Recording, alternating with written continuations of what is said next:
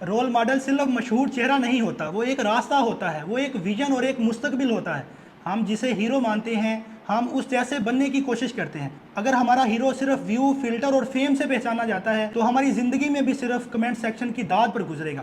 لیکن دنیا ایسے نہیں کر رہی۔ جنوبی کوریا میں صرف 2023 میں یوتھ انوویشن پالیسی کے تحت 1500 سے زیادہ ٹیک بیس سٹارٹ اپ لانچ کروائے، جن سے $12 بلین کی معیشت جنریٹ ہوئی۔ چین نے اے آئی کوڈنگ اور ہارڈ ویئر میں 14 سال سے کم عمر بچوں کو حکومتی سطح پر تربیت دی، اور آج ان کے سکول جانے والے 50% بچے بیسک پروگرامنگ جانتے ہیں۔ افریقہ جیسے غریب سمجھے جانے والے خطے میں صرف 2024 میں 500 سے زیادہ ایگری ٹیک سٹارٹ اپ نے گلوبل فنڈنگ حاصل کی۔